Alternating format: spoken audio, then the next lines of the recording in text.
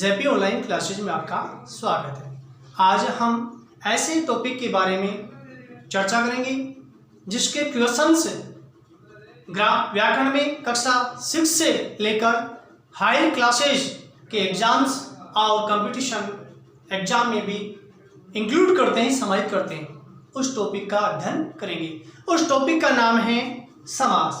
अब देखिए समास किस प्रकार से बना है, तो मैं आपके सामने बताऊं। सम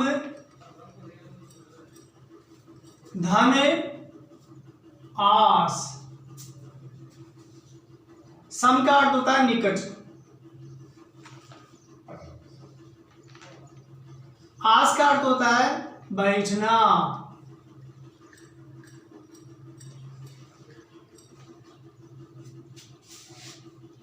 अर्थात जब दो या दो से अधिक शब्द पास पास आकर बैठ जाते हैं उसको समास कहते हैं। अर्थात समास का अर्थ होता है संक्षिप्तीकरण या छोटा रूप। समास का शाब्दिक अर्थ होता है छोटा रूप। अब जैसे मैं एक आपके सामने उदाहरण लिख रहा हूं, रसोई के लिए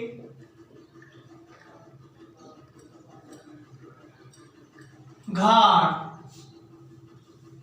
अब ये बताया सम धन आस यानी निकट बैठना, यानी दो या दो से अधिक शब्द पास पास आकर बैठ जाते हैं या संक्षिप्तीकरण होता है या छोटा रूप होता है, उसको समास कहते हैं। अब देखिए यहां के लिए विभक्ति है, इस के लिए विभक्ति को हम हटा देते हैं या लोप कर देते हैं तो नवीन शब्द की रचना होती है। एक स्वतंत्र शब्द की, सार्थक शब्द की रचना हो जाएगी। रसोई घर यानी एक सार्थक शब्द हो गया, यह एक सामासिक शब्द बन गया, समस्त पद बन गया, समास का एक पद बन गया।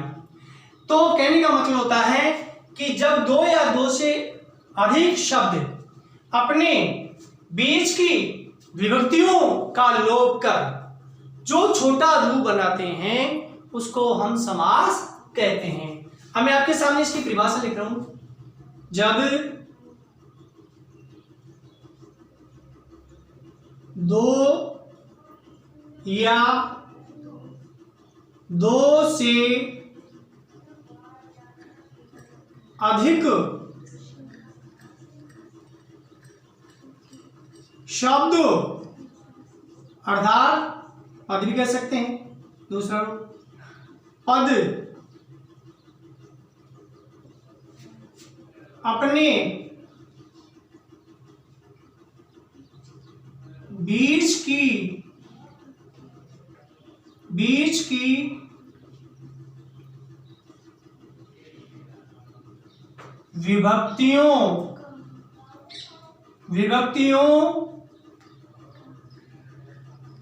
विभक्तियों का लोप कर जो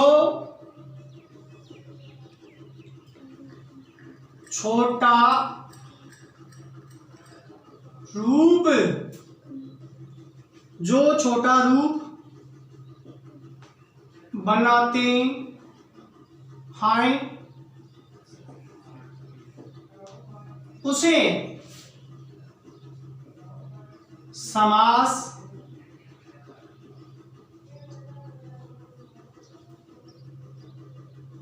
कहते हैं या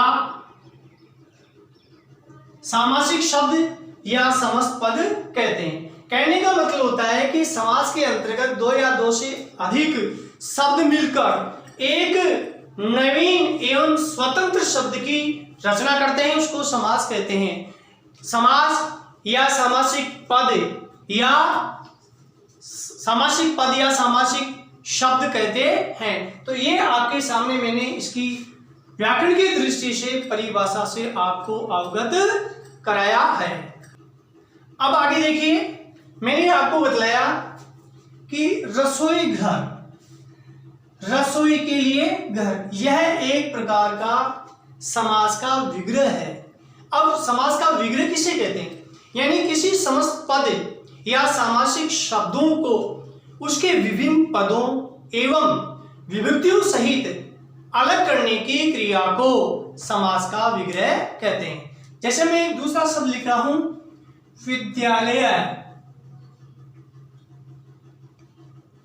विद्यालय, विद्या के लिए, विद्या के लिए आलय, आलय का मतलब होता है घर। मैं पुनः बता रहा हूं, यानी समास विग्रह किसे कहते हैं?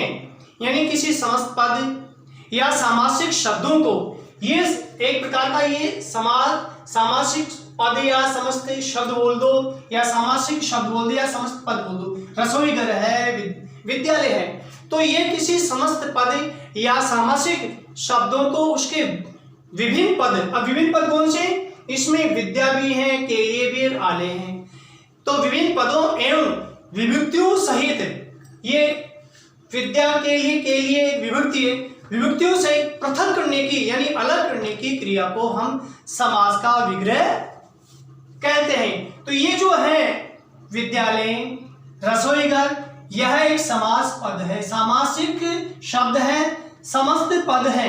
तो यह इसके विभिन्न पदों या विभक्तियों से युक्त अलग करने की क्रिया को हम समास का विग्रह करना कहते हैं। अगला शब्द देखिए,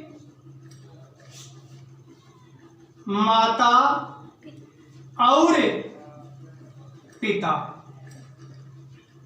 यानी ये भी माता और पिता तीन पद हो गए या विभक्ति युक्त मान लो, तो इसका जो हमें ये एक प्रकार का समास विग्रह है, लेकिन इसका सामासिक पद या समस्त पद बनेगा माता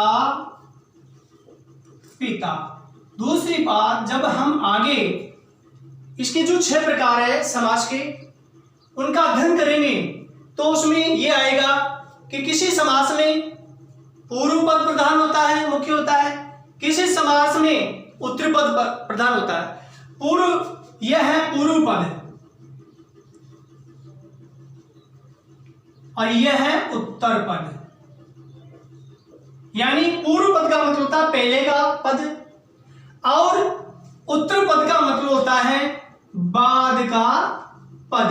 तो किसी समास में पूर्व पद होता है, किसी समास में उत्तर पद होता है, किसी समास में दोनों ही पद प्रधान होते हैं, और किसी समास में और न तो पूर्व पदों की प्रधानता होती है न उत्तर पद की, लेकिन किसी विशिष्ट अर्थ में यानी दोनों जो पद होते हैं पूर्व पद और उत्तर पद की प्रधानता नहीं होती, और अन्य एक नया रूप लिया जाता है।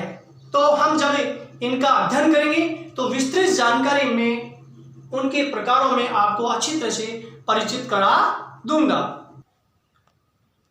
अब इसके समास के जो 6 प्रकार होते हैं मैंने बताया।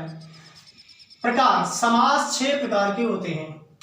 अवयव भाव समास, तत्पुरुष समास, द्वंद्व समास, बहुव्रीहि समास, द्विगु समास, कर्मधारय समास। पुनः देखिए, अवयवी भाव समास, तत्पुरुष समास, द्वंद्व समास, बहुव्रीहि समास, द्विगु समास, कर्मधारय समास।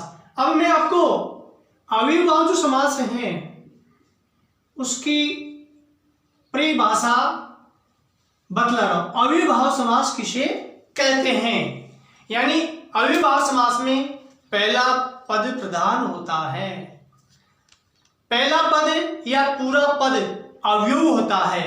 अवयव का मतलब होता है वे शब्द जो लिंग, वचन, कारक, काल के अनुसार नहीं बदलते हैं, अर्थात अविकारी शब्द कहलाते हैं, उसको हम अवयव शब्द कहते हैं। तीसरा इसका जो परिभाषा के रूप में आएगा, यदि एक शब्द की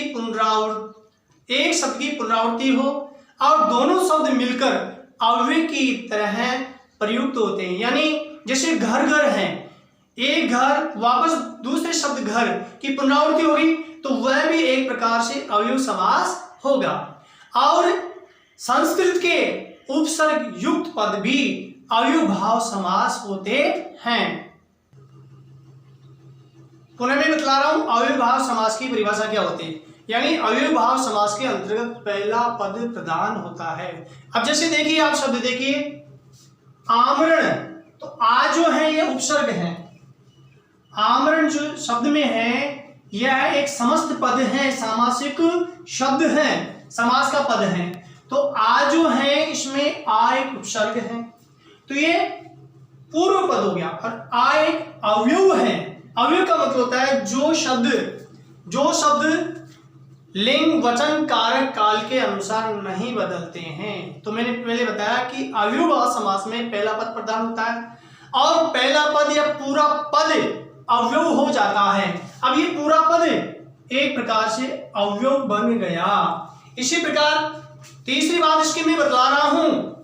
तीसरी बात यह है, यदि एक शब्द की पुनरावृत्ति हो, यानी जैसे घर घर है, हाथ हाथ है, घर घर, तो घर घर पूरे वापस से उसकी पुनरावृत्ति होगी तो यह भी अवयव भाव का एक पद बन गया। तो यदि एक शब्द की पुनरावृत्ति हो, दोनों शब्द मिलकर अवयव की तरह प्रयुक्त होते हैं, वहां भी अवयव भाव समास होता है।